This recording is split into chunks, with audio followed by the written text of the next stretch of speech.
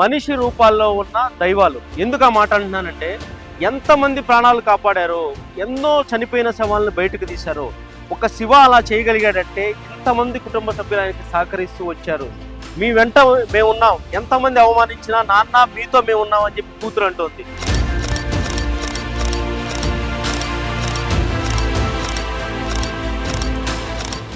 ఎప్పుడు నా భర్తకు నేను అడ్డు చెప్పలేదు, ఎప్పటికీ చెప్పను కూడా. ఈ సేవ మేము ఎన్ని రోజులతో కొనసాగుతాం, అన్ని రోజులు సచ్చేంత వరకు మేము ఇదే సేవనే చేస్తాం. అందరు ప్రాణాలు కాపాడేది శివ అయితే, ఆ శివకు ధైర్యం మీరమ్మా. నిజంగా హ్యాట్స్ ఆఫ్ మీకు. మీ డాడీ ఇట్లా అంట అది ఇది అని అడుగుతారు. అవును, మా డాడీ ఇట్లనే చేస్తాడు. అది మా డాడీకి మా డాడీకి ఉన్న అలవాటు. అది ముందు నుంచి మా బాబాయ్ చనిపోయినప్పటి నుంచి మా డాడీ ఇది ఒకటే, ఎవరి ప్రాణం పోవద్దు నా తమ్ముళ్ళలాగా అనేసి అని అప్పటి నుంచి ఇక ఇదే వర్క్ చేస్తూ ఉన్నాడు మా డాడీ.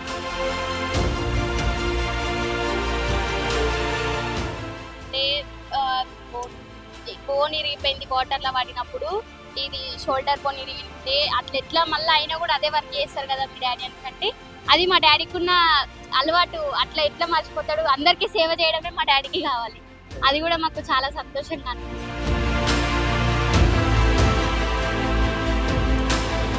డాడీకి కొంచెం సహాయం నాతో అయినంత నేను కూడా అందరికీ ఫ్రీ వర్క్ చేద్దాం అని చూసారా శివ గారు, మీ కూతురు కూడా మీరు ప్రేరణ. డాక్టర్ అవ్వాలనుకుంటుంది మీ కూతురు, ఎలా అనిపిస్తుంది మీకు? అది చెప్పిన కదా, నేను చిన్న ఉన్నప్పుడు ఒక అన్నదాన్ని నాకంటూ ఒక ఫ్యామిలీ ఉంది. ఆ ఫ్యామిలీ కూడా 10 మందికి నేను కన్వెర్గా అయిపోయినా కూడా వాళ్ళ మైండ్లో కూడా అదే జరుగుతుంది. నా పెద్ద కొడుకు కూడా నాతో పాటు చేస్తుండు. నా మనమరాలు తిన్న కూడా ఒక ఆడుకునే వయసులో కూడా తిక్కదాన్ని అక్కడ కూర్చుంది. తను అసలు ఈ ఒక జీవితము ఇంకొకరు దొరకదు సార్. నాకు గలీజ్ వాటర్లకి పెడతాడు కదా, మళ్ళీ అట్లనే ఉంటారు, మీకు ఇల్లు లేదు అది లేదు ఇది లేదు అని చెప్పేసి మమ్మల్ని ఇన్సల్ట్ చేశారు.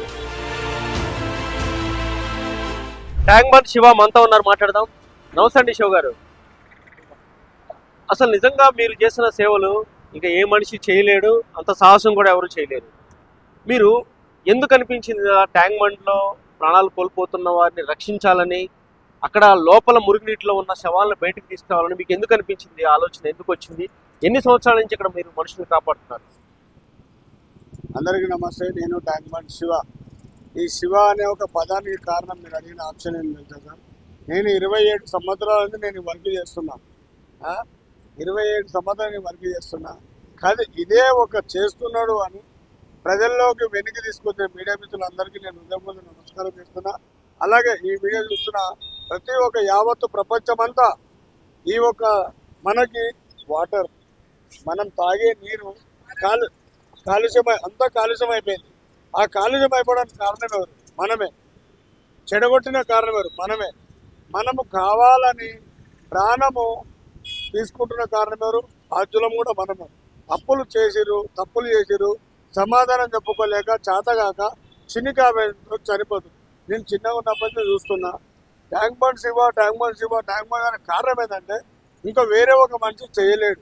శివ గారు, మీరు ఎన్ని సంవత్సరాల నుంచి ఇక్కడ ట్యాంక్ బండ్ మీద మనుషుల్ని కాపాడుతున్నారు, అందులో ప్రాణాలు కోల్పోయిన వారిని బయటకు తీస్తున్నారు? ఎన్నేళ్ళు అయింది? నేను 27 సంవత్సరాలు పనిచేస్తున్నాను సార్.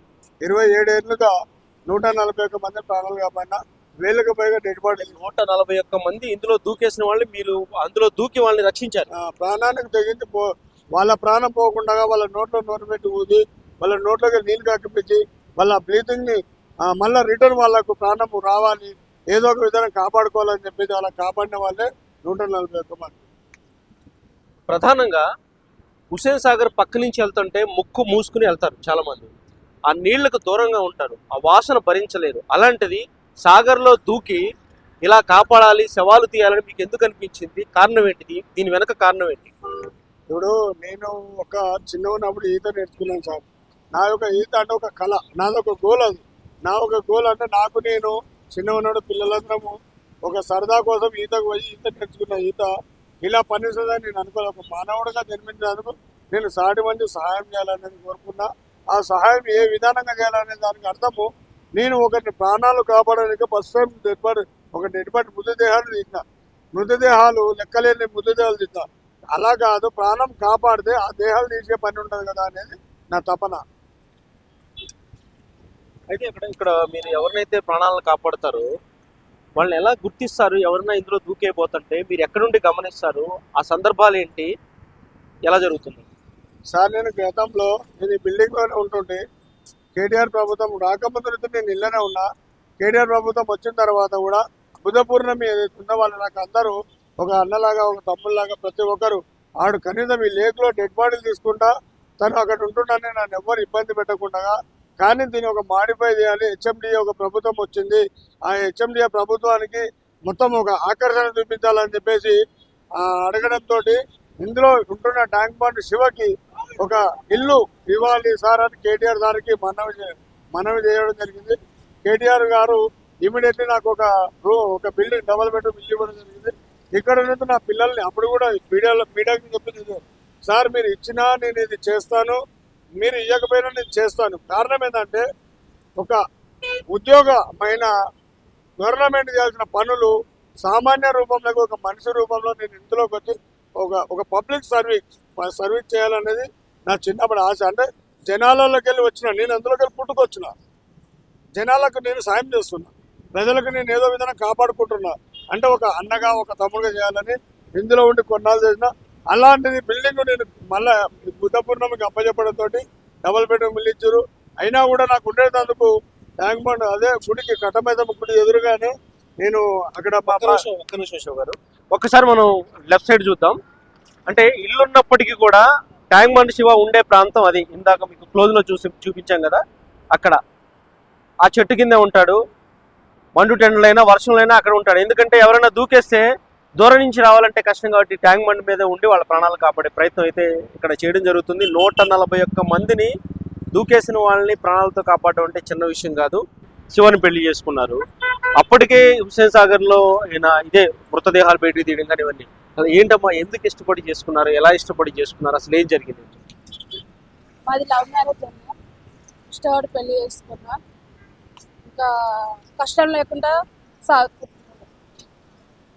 తెలిసే చేసుకున్నారా? ఆయన చేసేది ఈ పని, ఆయనకి ఇష్టమైనది ఈ పని అని తెలిసే చేసుకున్నారా? లేదన్నా, నేను పెళ్లి చేసుకున్నప్పుడు తెలియదు, కానీ తెలిసినా కానీ నేనేమి అభ్యంతరం చెప్పలే. అది 10 మందికి సహాయపడే వర్క్ కాబట్టి ఈ పని ఎవరు చెయ్యరు, నా భర్త చేస్తున్నాడు. నాకు అదే గొప్పగా.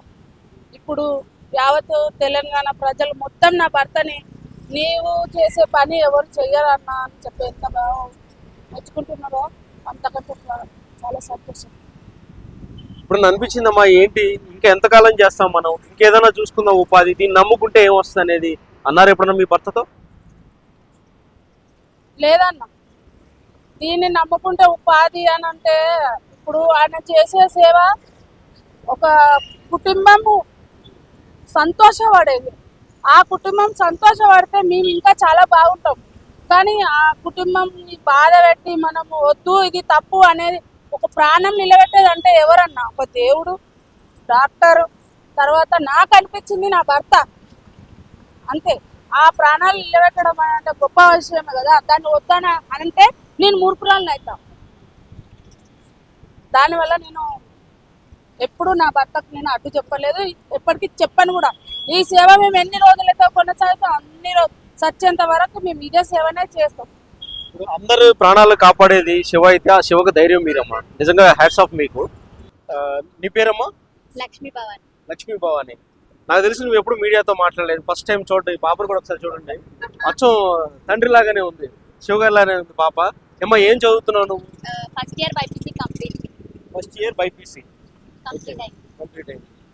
ఎలా అనిపించింది అమ్మా? అప్పుడు మీ నాన్నగారు ఏం చేస్తూ ఉంటారంటే నువ్వేం చెప్తావు కాలేజీలో, ఎప్పుడైనా నీకు బాధపడే సందర్భం వచ్చిందా, నిన్ను మెచ్చుకునేవాళ్ళ, ఎలా ఉండేది అది? నేను ఫస్ట్ ఆఫ్ ఆల్ మా డాడీ గురించి అయితే చాలా ప్రౌడ్గా ఫీల్ అవుతా. డాడీ ఇలాంటి పని చేసిండు, సోషల్ మీడియాలో చాలా పేరు ఉంది డాడీకి. చాలా మంది అడుగుతారు మీ డాడీ ఇట్లా అంట అది ఇది అని అడుగుతారు. అవును, మా డాడీ ఇట్లనే చేస్తాడు. అది మా డాడీకి అంటే మా డాడీకి ఉన్న అలవాటు అది. ముందు నుంచి మా బాబాయ్ చనిపోయినప్పటి నుంచి మా డాడీ ఒకటే, ఎవరి ప్రాణం పోవద్దు నా తమ్ముళ్ళలాగా అనేసి అని అప్పటి నుంచి ఇదే వర్క్ చేస్తూ ఉన్నాడు మా డాడీ. మీ బాబాయ్ ఇక్కడ చనిపోయాడా? డాడీ వాళ్ళ తమ్ముడు ఇట్లనే వాటర్ లో చనిపోయి ఉండే, అట్లా ఎవ్వరు చనిపోవద్దు అనేసి అని డాడీ కోరిక. ఏమనేవాళ్ళమ్మా మీ నాన్న అలా చేస్తా అంటే ఏమనేవాళ్ళు? వాళ్ళు ఏం తెలిసేది వాళ్ళు ఏమనేవాళ్ళు? అనేవాళ్ళు ఇట్లా వాటర్లో అట్లా ఎట్లా అంటే డర్టీ వాటర్ కదా, అట్లా ఎట్లా ఉండబుద్ధి అవుతుంది. ఆ వాటర్ పోతే చాలా ప్రాబ్లమ్స్ కూడా వచ్చినాయి డాడీకి. ఆ వాటర్ తోటి ఇన్ఫెక్షన్ అయిన ఉంటే బోన్ ఇరిగిపోయింది వాటర్లో పడినప్పుడు. ఇది షోల్డర్ బోన్ ఇరిగి ఉంటే అట్లా ఎట్లా మళ్ళీ అయినా కూడా అదే వర్క్ చేస్తారు కదా మీ డాడీ అంటే అది మా డాడీకి ఉన్న అలవాటు. అట్లా ఎట్లా మర్చిపోతాడు? అందరికీ సేవ చేయడమే మా డాడీకి కావాలి. అది కూడా మాకు చాలా సంతోషంగా అనిపిస్తుంది. గ్రేట్ అమ్మా. ఏమంటావు? ఏం కావాలనుకున్నావు భవిష్యత్తులో? ఏంటి మీ నాన్నకి ఏం చెప్పదలుచుకున్నావు? మా డాడీకి ఏం లేదు, మా డాడీ వర్క్ అట్లనే కంటిన్యూ చేశాడు. మా డాడీకి సహాయంగా నేను డాక్టర్ అయ్యి కొంతమందిని కాపాడాలని నా ఆశ. డాక్టర్ అవ్వాలి. అవును. మనిషి రూపాల్లో ఉన్న దైవాలు. ఎందుకు ఆ మాట అంటున్నానంటే ఎంతమంది ప్రాణాలు కాపాడారు, ఎన్నో చనిపోయిన శవాలను బయటకు తీశారు. ఒక శివ అలా చేయగలిగాడంటే ఇంతమంది కుటుంబ సభ్యులు ఆయనకి సహకరిస్తూ వచ్చారు. మీ వెంట మేము ఉన్నాం, ఎంతమంది అవమానించినా నాన్న మీతో మేము ఉన్నాం అని చెప్పి కూతురు అంటోంది. ఇలా భార్య ఒక పక్క సహకరిస్తుంది. ఇంతమంది సహకారంతో ఈరోజు మీరు ఇంతకుముందు చూసినట్టుగా వాళ్ళు ఉంటున్న చెట్టు కింద ఆడుకోవాల్సిన పిల్లలు మనవరాళ్ళంతా కూడా అదే చెట్టు కింద ఉంటారు.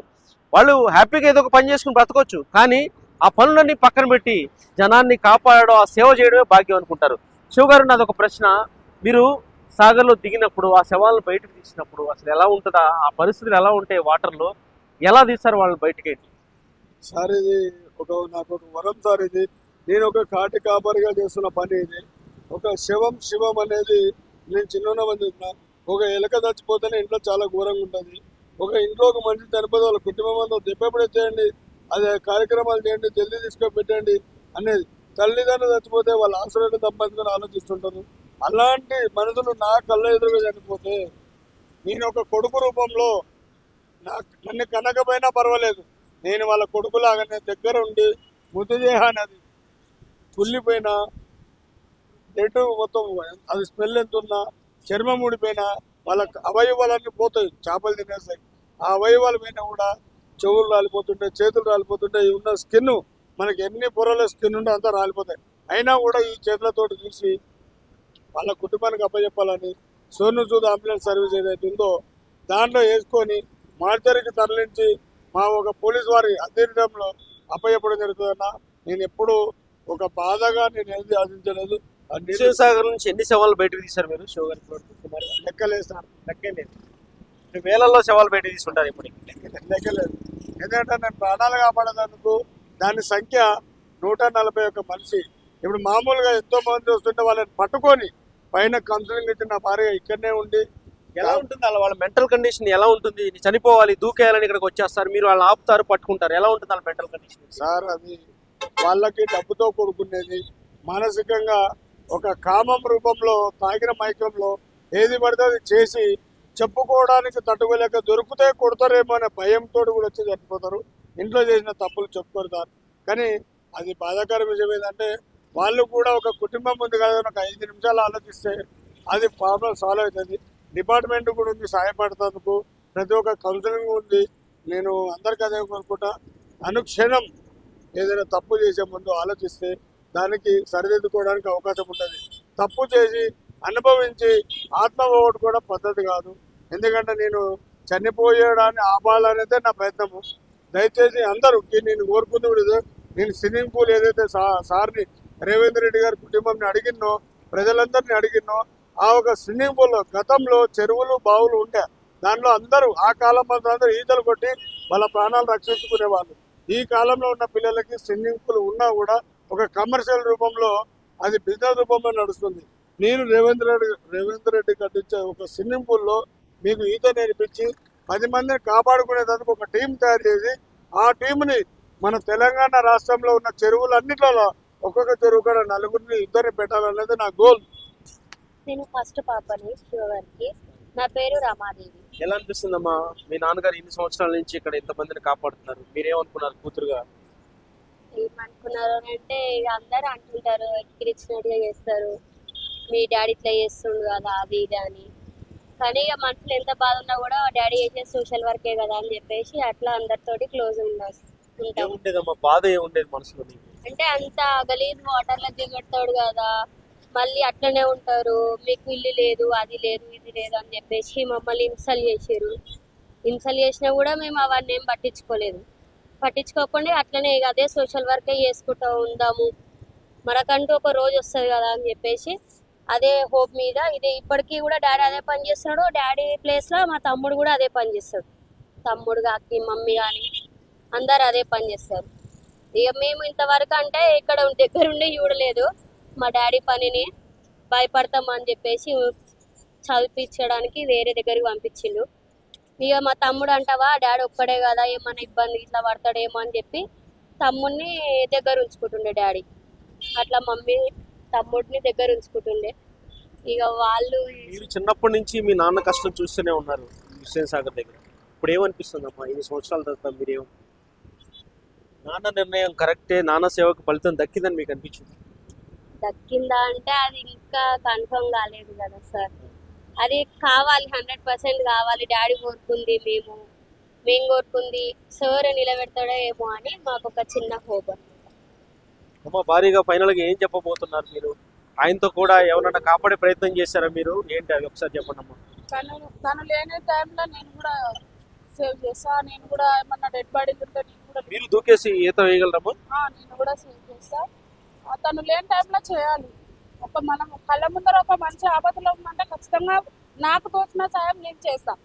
వేరే వాళ్ళ లెక్కలో చూసుకుంటూ ఉండలేను, నాకు ఇప్పుడు ఉండడం కూడా రాదు.